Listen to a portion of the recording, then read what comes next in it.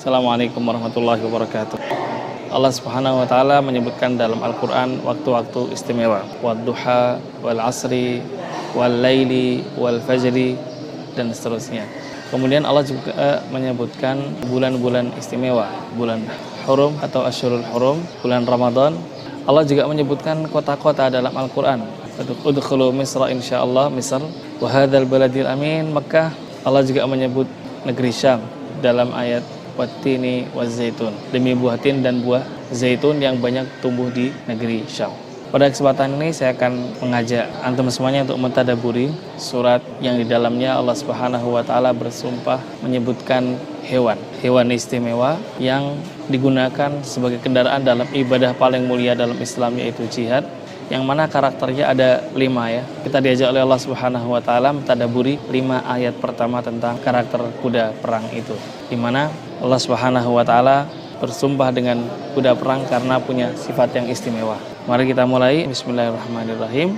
Wal 'adiyati dhabha. Demi kuda perang yang berlari kencang, tergopoh-gopoh, terdengar suara nafasnya, tergopoh-gopoh, dan larinya pun mengeluarkan suara. Kuda perang ini kalau kita bersama ketahui bahwa dia hanya dimodali oleh orang yang merawatnya dengan makan, minum, tempat tinggal saja. Tapi dia melakukan kerja-kerja berat, lari siang, lari malam, ikut perang, resiko kematian tinggi, resiko luka tinggi. Intinya adalah kuda ini sangat nurut dengan orang yang merawatnya atau menyayanginya. Sehingga Allah menyebutkan pada ayat yang pertama, demi kuda-kuda perang yang berjalan sangat tergopoh-gopoh. Apa maknanya? Allah Subhanahu wa taala pada ayat ini syarrafallahul jihad. Allah Subhanahu wa taala memuliakan gambaran jihad. Ibadah yang sangat mulia ini, maka kendaraannya pun tentu sangat mulia. Kemudian Allah menyebutkan sifat kuda yang pertama adalah bisyiddati ba'siha wa iqdamiha. Kuda ini selain kencang larinya, dia berani. Karena kuda ini kalau sudah diarahkan harus maju, ditarik, dia maju ke depan, maka dia pantang untuk takut sehingga dia lari ke belakang. Ini yang pertama. Pelajarannya adalah an-nusari'a fil khairati wa nu'iddu laha. Hendaklah kalau kita mau berbuat kebaikan, kebenaran, kita harus musara'ah, cepat, segera. Contohnya salat. Allah Subhanahu wa taala memuji orang-orang yang segera berangkat ke masjid. Dalam sebuah hadis Rasulullah sallallahu alaihi wasallam menyebutkan, "Lau ya'lamun nasu ma fin nida'i wa fis safil awal illa an yastahimu lastahamu alaihi aw fi ma ma'na." Seandainya orang itu tahu fadilah orang yang sholat di saf pertama, berarti orang yang segera begitu azan dia berangkat, maka dia dapat saf pertama. Kata Rasulullah, seandainya orang tahu besarnya pahala orang yang sholat di saf pertama, maka orang akan berebut di saf pertama meskipun harus dengan cara undian. Artinya semua orang pingin ke depan, tapi karena nggak cukup harus diundi, maka orang-orang pasti akan ikut undian. Alasannya apa? Karena mereka tahu besarnya pahala saf pertama. Tapi karena banyak orang yang nggak tahu, maka orang santai. Siapakah yang di saf pertama? Orang yang tahu fadilahnya dan dia bersegera menuju masjid untuk sholat berjamaah. Ini pelajaran dari kuda perang, yaitu segera.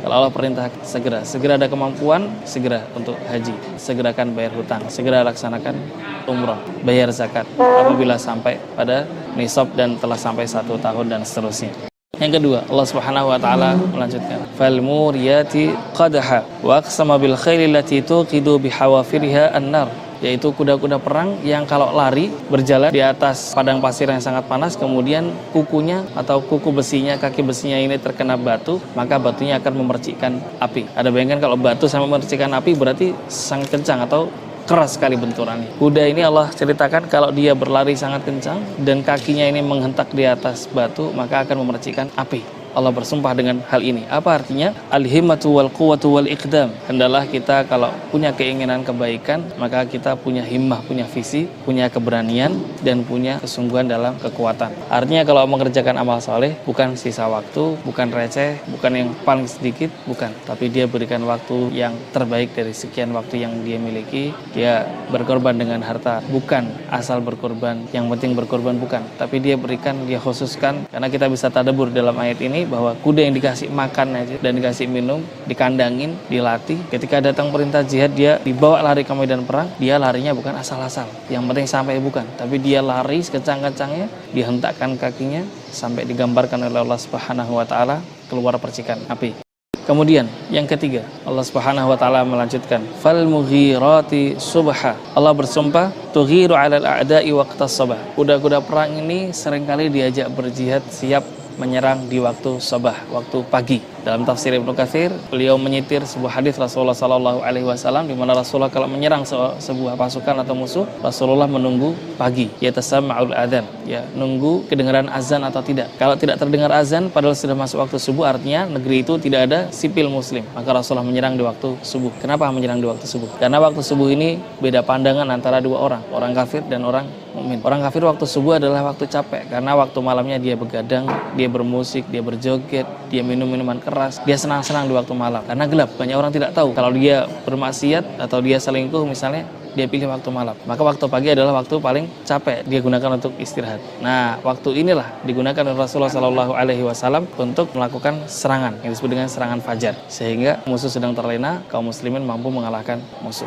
Apa pelajarannya dari kuda perang ini? Pelajarannya adalah hendaklah seorang muslim an-naqtarima awqatal bukuri fi a'malina. Adalah seorang muslim memanfaatkan waktu pagi untuk amal yang terbaik. Jadi jangan gunakan waktu pagi untuk amal yang sia-sia, tidur setelah subuh atau tidak beramal, jangan. Contoh amalan waktu pagi subuh, yang pertama sholat 2 rakaat sebelum sholat subuh, di mana hanya 2 rakaat tapi fadilahnya kata Rasulullah lebih baik daripada dunia dan seisinya. Kemudian setelah sholat subuh bisa dilanjutkan dengan azkarus sabah, zikir subuh, atau dimulai dengan kerja-kerja dunia. Kalau subuh orang berangkat kerja, kita buka nasi subuh sudah siap, maka insya Allah saingan kita sedikit.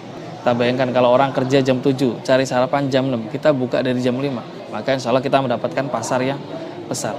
Rasulullah SAW mengisyaratkan di mana Allah Subhanahu Wa Taala memberi berkah kepada umatnya di waktu subuh. Atau mulai pagi dengan sedekah. Rasulullah SAW menyebutkan setiap hari turun setiap pagi 2 malaikat. 2 malaikat ini mendoakan orang yang berinfak.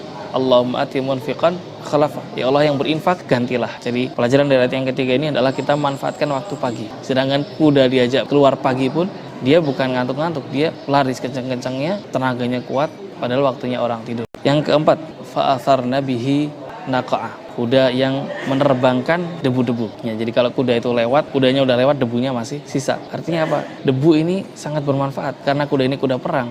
Debu ini sangat penting ketika terjadi peperangan. Bahkan oleh Khalid bin Walid dalam perang Mu'tah, ketika 3 komandan umat Islam syahid, 3.000 pasukan kaum muslimin melawan 200.000 orang-orang Romawi, Nasrani, 3 komandan kaum muslimin syahid. Yang pertama adalah Zaid bin Al-Haritha, yang kedua Ja'fir bin Abdul Muttalib, amannya Rasulullah, dan yang ketiga adalah Abdullah bin Rawaha. 3-tiganya syahid. Khalid pasukannya gimana harus melawan 200.000 pasukan? Maka menggunakan teknik apa? Tipuan perang, menggunakan debu. Apa itu? Pasukan yang paling belakang Khalid bin Walid diperintahkan untuk ketika subuh mereka menerbangkan debu, memukul-mukul tanah sehingga debu berterbangan, dan mereka diperintahkan untuk bertakbir dari belakang. Tujuannya apa? Agar musuh mengira kaum muslimin datang pasukan baru lagi, bantuan lagi. Ini mengedonkan semangat musuh atau mentalitas musuh, sehingga pada saat itu kerugian kaum muslimin sangat kecil. Apa pelajarannya bagi kita semuanya? Sebagaimana Allah memberikan pelajaran kita, gambaran kuda yang kalau dia lari, kudanya udah lewat tapi debunya masih, dan debu itu bermanfaat. Hendaklah seorang muslim an yakuna laha atharul khairi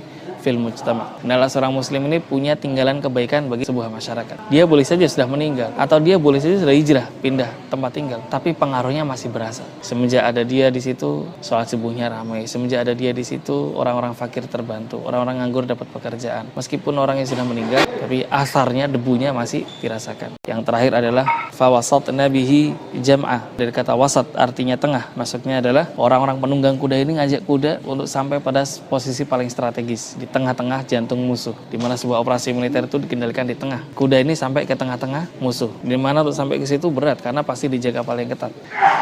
Tapi itulah Allah Subhanahu Wa Taala memberikan gambaran kepada kita bahwa tengah ini adalah posisi yang sangat strategis. Apa pelajarannya? An-nahrisu ala manzilatin aliyatin barizatin finnas. Adalah seorang muslim ini punya kedudukan penting di tengah-tengah masyarakat. Jadi contoh, jadi teladan, orang yang punya pengaruh baik, orang yang punya gagasan produktif, orang-orang yang visioner, jujur. Ini adalah seorang muslim seperti itu. Linakuna a'immatan lahum fil khair. Sehingga dia dilihat, dicontoh baik oleh orang lain dan kebaikannya ditiru. Inilah pelajaran 5 ayat pertama dalam surat Al-Adiyat. Mudah-mudahan Allah Subhanahu Wa Taala memberikan kepada kita semuanya keistiqomahan dalam melakukan kebaikan dengan 5 hal, yaitu yang pertama cepat dalam melakukan kebaikan, kemudian berani capek untuk berbuat baik, kemudian yang ketiga adalah dia punya visi yang jauh untuk melakukan amal soleh, yang keempat dia meninggalkan jejak kebaikan, dan yang kelima dia menjadi orang yang pertama ra'id atau contoh ya, teladan bagi masyarakat di sekitarnya. Demikian hadanallahu wa iyyakum jami'an, subhanakallahumma wa bihamdika asyhadu an la ilaha illa anta astaghfiruka wa atubu ilaik. Assalamualaikum warahmatullahi wabarakatuh.